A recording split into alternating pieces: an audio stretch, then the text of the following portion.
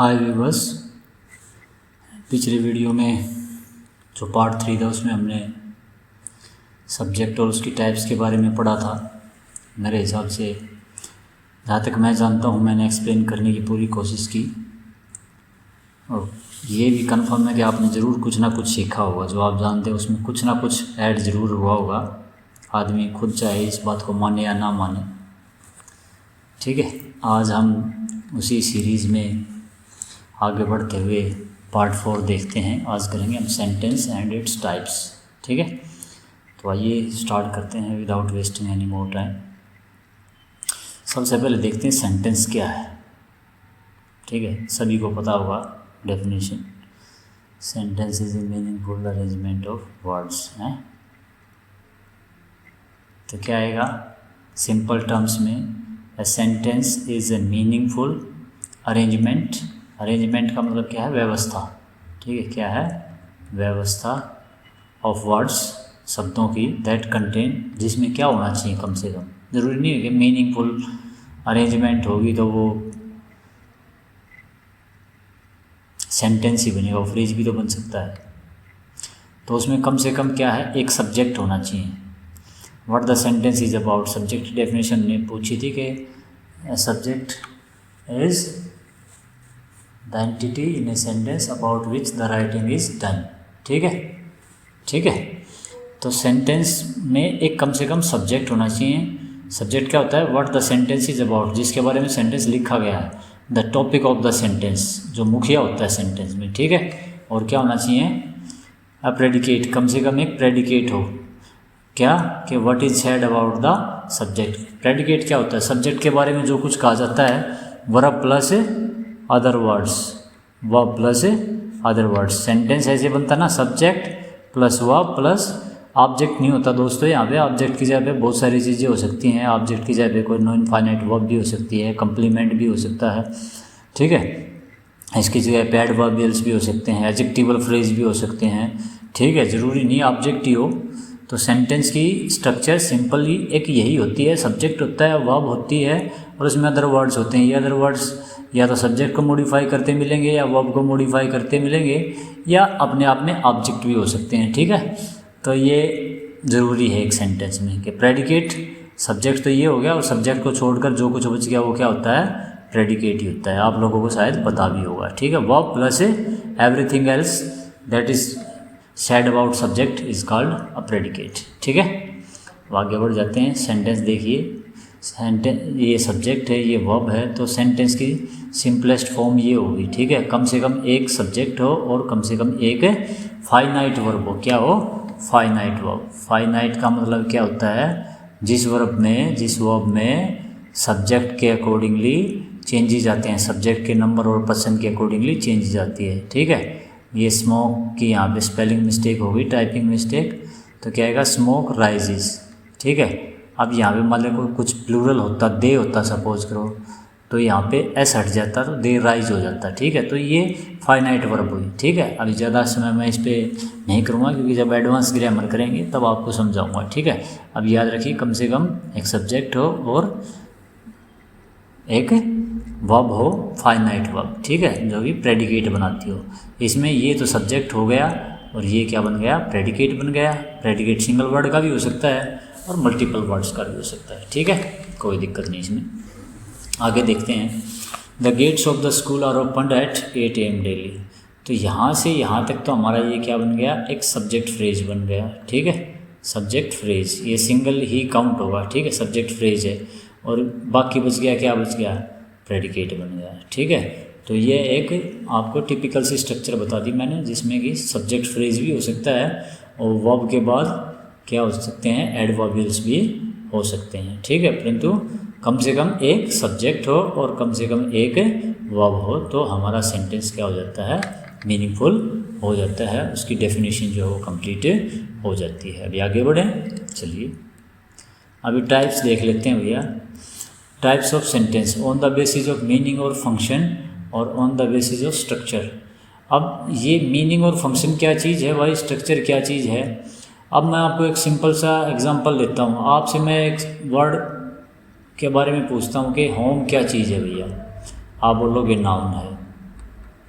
ठीक है, मैं भी आपसे सहमत हूँ। अगर मैं ये कहूँ कि he went home, he went home, home, ठीक है, वह घर चला गया। अब यहाँ पे मैं आपसे पूछूं कि यहाँ पे ये होम क्या है, तो आप ये नहीं कह सकते जी नाउन है ना।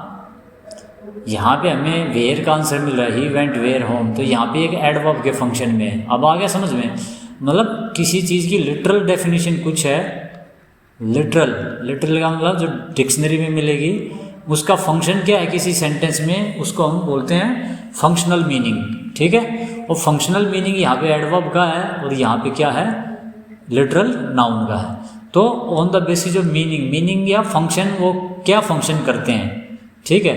अब डिक्लेरेटिव सेंटेंस होते हैं फंक्शन के आधार पर, एक एक करके देखेंगे। इंट्रोगेटिव होते हैं, इम्परेटिव होते हैं और एक्सक्लेमेटिव होते हैं। अब कई बार हम इसको एक्सक्लामेटरी TORY लगा देते हैं। दोस्तों एक्सक्लामेटरी एक एडजेक्टिव बन जाएगा, और एडजेक्टिव जो है वो अकेला नहीं लिखा जाता है, इसके साथ फिर हमें सेंटेंस वर्ड भी लिखना होता है, ठीक है।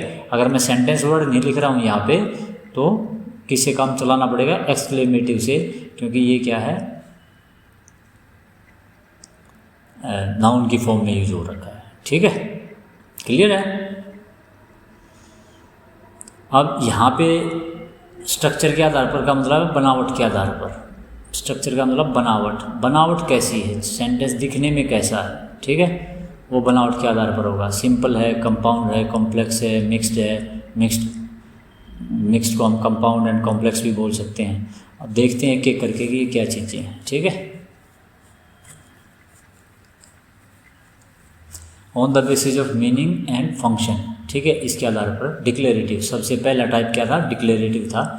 Declarative sentence make a statement, इसको हम स्टेटमेंट्स भी बोलते हैं, क्या बोल देते हैं, स्टेटमेंट्स भी बोल देते हैं। एक स्टेटमेंट बनाते हैं, पॉजिटिव स्टेटमेंट या negative statement. They give us some information, they tell us something, ठीक है, डेफिनेशन में भी ये, दे टेल अस समथिंग, वे हमें कुछ बताते हैं।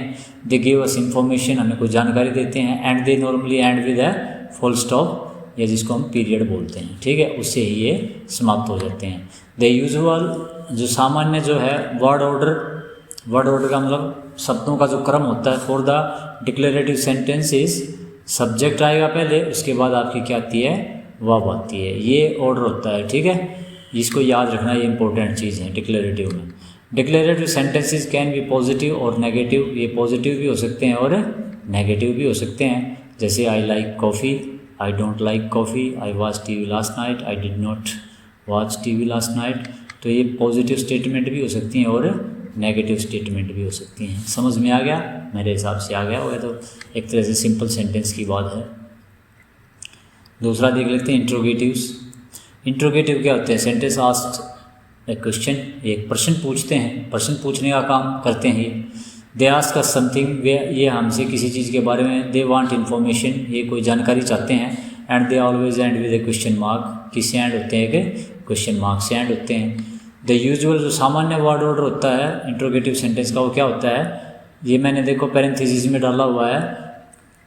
कई बार ये WH फैमिली वर्ड से शुरू होते हैं और कई बार क्या होता है, एक्सिलरी वर्ब से, ठीक है। इनको फिर हम WH क्वेश्चन बोल देते हैं, और जो एक्सिलरी वर्ब से स्टार्ट होते हैं केवल उनको यस नो बोल देते हैं। क्या बोल देते हैं, यस नो क्वेश्चन, ठीक है। नीचे देखिए, क्योंकि ये दोनों सब्जेक्ट से पहले आई हैं, तो ये क्या होता है, क्वेश्चन बन जाता है, ठीक है, एक्सिलरी और WH वर्ड वाले, ठीक है। अब देखिए यहाँ पे वाई डिड यू गो, ठीक है, यहाँ पे हम इस क्वेश्चन का आंसर यस नो में नहीं दे सकते, ठीक है, यस नो में नहीं दे सकते, क्योंकि यहाँ कोई इन्फॉर्मेशन मांगी है। वेयर डिड यू गो, मैं स्थान का नाम बता दूंगा, यस और नो में नहीं। परंतु ये जो क्वेश्चन है, जो केवल एक्सिलरी से स्टार्ट हो रहा है, डिड यू हिट हिम, इसका आंसर मैं यस या नो में दे सकता हूँ। तो इनको क्या बोला जाता है भैया, यस नो क्वेश्चन, और इनको क्या बोला जाता है, WH क्वेश्चंस, ठीक है। आगे बात समझ में मेरे हिसाब से आ गई होगी, ठीक है। अगले देखते हैं इम्परेटिव्स। इम्परेटिव का मतलब होता है, वैसे तो अगर लिटरल देखें तो आवश्यक, ठीक है, इसकी लिटरल डेफिनेशन क्या बनेगी, आवश्यक। परंतु जो सेंटेंस की टाइप होती है उसमें हमें ऑर्डर, रिक्वेस्ट या एडवाइस दिखाई देती हैं, ठीक है। इम्परेटिव सेंटेंसेस एक्सप्रेस ऑर्डर, आदेश, प्रार्थना या सलाह। They tell us to do something. इन सेंटेंसेस से ऐसा लगता है कि कोई हमें कुछ करने के लिए बता रहा है। And they and with a full stop. Full stop से समाप्त होते हैं, और एक्सक्लेमेशन मार्क कई बार इससे भी समाप्त हो जाते हैं। वो तो डिपेंड करता है कि आपने कैसा इमोशन किया है, ठीक है। The usual word order for the imperative sentence is base verb. Base verb का मतलब है मेन वर्ब से स्टार्ट होते हैं ये, ठीक है। जैसे लुकआउट। लुकआउट का मतलब क्या है, देखो। अगर मैं ये कहूँ कि ट्रेन आ रही है, तो फिर मैं साइन ऑफ एक्सक्लेमेशन, क्योंकि सडनली एक किसी को ही बोल दूँगा लुकआउट। लुकआउट का मतलब है देखो, बचने की कोशिश करो। गो टू हेल्प, ठीक है, please help me, shut the door, ठीक है। तो कई बार एक्सक्लेमेशन भी लग जाता है, कई बार पीरियड या फुल स्टॉप भी। वो आपके ऊपर डिपेंड करता है कि आपने इमोशन में कितनी स्ट्रेस डाली है। नोट करने वाली बात क्या है भैया, there is usually no subject. इनमें क्या नहीं होता, सब्जेक्ट नहीं होता। Because the subject is understood, it is you. क्या सब्जेक्ट होता हमेशा। अब कोई मुझे ये बोलेगा लुक आउट, तो ऐसे ही बोलेगा ना, you look out, you go to help, you please help me, you shut the door. तो हमेशा इनमें जो इम्प्लाइड सब्जेक्ट होता है, मैंने सब्जेक्ट वाले में बताया था क्या होता है, इम्प्लाइड सब्जेक्ट। इम्प्लाइड का मतलब छुपा हुआ सब्जेक्ट होता है, और ये हमेशा क्या होता है, लगभग यू ही होता है। क्लियर है, समझ में आ गए होंगे मेरे हिसाब से, ठीक है। ये बेस वर्ब से स्टार्ट होते हैं, इसके बाद ऑब्जेक्ट भी आ जाता है। कई बार एक वर्ब का वर्ड भी इम्परेटिव होता है। जैसे हम कई बार ये बोले अटैक, ठीक है, ये बोल के यहाँ पे एक्सक्लेमेशन दे दिया, तो इसका मतलब क्या है, ये तो एक वर्ब हो गई, परंतु एक अपने आप में क्या है, कंप्लीट सेंटेंस भी है, ठीक है। इम्परेटिव बनता है, इम्प्लाइड ऑब्जेक्ट है, ठीक है। तो सिंगल वर्ड के भी सेंटेंस हो सकते हैं, ठीक है। ये नहीं है कि भाई एक ग्रुप ऑफ वर्ड्स ही होना चाहिए, सिंगल वर्ड का भी सेंटेंस हो सकता है यदि उसका मीनिंग ब्रॉड है, एक सेंटेंस का मीनिंग वो कैरी करता है तो, ठीक है। चलिए आगे बढ़ते हैं। एक्सक्लेमेटिव्स, ये सडन इमोशन जो हैं एक्सप्रेस करते हैं स्ट्रॉन्ग इमोशन, सरप्राइज या फिर कोई एक्सक्लेमेशन, ठीक है। मतलब ये एक तरह से सडन इमोशन जो होते हैं, सडन इमोशन जो होंगे वो स्ट्रॉन्ग ही होंगे, ठीक है, उनको करते हैं। और ये किसके साथ एंड करते हैं, कि साइन ऑफ एक्सक्लेमेशन के साथ एंड होते हैं, ठीक है। यहाँ पे देखिए, what a liar he is, कितना बड़ा झूठा है वह, ठीक है। ये देखिए, what an exciting movie it was, ठीक है, मतलब it was very exciting. How he lied, कैसी सफ़ेद झूठ बोल गया। हुर्रा, ठीक है, we have won the match, ठीक है। तो ये सब क्या है, एक्सक्लेमेटरी सेंटेंसेस हैं, जिनमें क्या है, एक सडन इमोशन, ये इनको बोलते हैं हम इंटरजेक्शन। क्या बोलते हैं, इंटरजेक्शन। जो वर्ड्स हमें सडन इमोशन के बारे में बताती हैं, जैसे वाव, ओ, ठीक है, फी, ओह, जो भी है, ठीक है, आपको पता ही होगा। सब के बाद साइन ऑफ एक्सक्लेमेशन लगता है, ठीक है। तो ये एक्सक्लेमेटिव्स होते हैं, समझ में आ गए होंगे मेरे हिसाब से आपको। अभी तो हम बिल्कुल बेसिक्स कर रहे हैं ग्रामर के। अभी जो असली जो ग्रामर है, या जो एक कम्पिटिटिव लेवल पे जो फाइट की जाती है, वो तो अभी हमने स्टार्ट ही नहीं की है। अब स्ट्रक्चर के आधार पर देख लेते हैं, बनावट के आधार पर। Simple sentence. सिंपल सेंटेंस का मतलब क्या है, a simple sentence consist of one independent clause, मतलब एक सिंगल क्लोज का होता है, ये याद रखना। सिंपल सेंटेंस की डेफिनेशन क्या है, क्लॉज आपको क्या मिलेगी, एक ही मिलेगी। अगर एक क्लॉज है तो इसका मतलब क्या है, कोई कंजक्शन मिलेगी आपको, नहीं मिलेगी। कंजक्शन तो मिल भी सकती है सिंपल सेंटेंस में भी, वो कैसे होगा भैया, देखेंगे, अभी बताऊंगा। An independent clause contains a subject and a verb and expresses a single and complete thought। और एक अगर इंडिपेंडेंट क्लास है तो उसका थॉट तो ऑटोमेटिकली कंप्लीट ही होता है, नहीं तो फिर वो इंडिपेंडेंट नहीं रहती, वो क्या बन जाती है, सबऑर्डिनेट बन जाती है। इस चीज़ को इतना डीपली मत लो। आई लाइक कॉफ़ी, अगर मैं यहाँ पे ये कहूँ आई लाइक कॉफ़ी एंड टी, ठीक है, या मैं ये कह दूँ आई लाइक कॉफ़ी, या रुको, सेंटेंस दूसरे तरीके, आई लाइक कॉफ़ी एंड टी, चलो यही मान लेते हैं। वैसे तो मुझे यहाँ कहना था I like both coffee and T. अब ये कंजक्शन तो आ गई ना दोनों, बोथ और एंड, तो इसका मतलब क्या, ये सेंटेंस सिंपल नहीं रहा। सिंपल रहा भैया, क्योंकि ये क्लॉज एक ही है। बोथ और एंड से हम क्या कर रहे हैं, दो नाउन को जोड़ रहे हैं, दो शब्दों को जोड़ रहे हैं। कंजक्शन का यूज़ ना केवल क्लासेस को जोड़ने की होता है बल्कि शब्दों को जोड़ने का भी काम करता है। तो शब्द बेशक जुड़ते रहें, ठीक है। जैसे ही लव्ड एंड किल्ड, ठीक है। आगे हिज गर्लफ्रेंड या जो भी है, ठीक है। तो यहाँ पे एंड से दो वर्ब जुड़ गई, तो क्या ये सेंटेंस सिंपल नहीं रहा? अरे सिंपल ही रहा है भैया, ये एंड यहाँ पे दो वर्ब्स को जोड़ रहा है, इनको कंपाउंड वर्ब बना रहा है। क्या बना रहा है? कंपाउंड वर्ब बना रहा है। परंतु सेंटेंस तो सिंपल ही रहेगा। थॉट तो एक ही है, क्लास तो एक ही है, क्लास दो नहीं होनी चाहिए, ठीक है। एक ही सब्जेक्ट है। यहाँ पे कई बार सब्जेक्ट भी कंपाउंड दे देता वो, ही एंड सी वर अरेस्टेड, ठीक है, बाय द पुलिस। अब ही और सी से एंड से हमने दो सब्जेक्ट तो जोड़ दिए, परंतु सेंटेंस तो सिंपल ही रहा मेरे भैया, क्योंकि यहाँ पे हम दो शब्दों को जोड़ रहे हैं कंजक्शन से। कंजक्शन जब दो क्लास को जोड़ती है तो सेंटेंस सिंपल नहीं रहता। यहाँ पे देखिए हर एक सेंटेंस में सिंगल क्लास ही है, ठीक है, ठीक है। हाँ, यहाँ पे मैं Mary did not go to the party, यहाँ पे बिकॉज करके अगर कुछ लगा दूँ, बिकॉज शी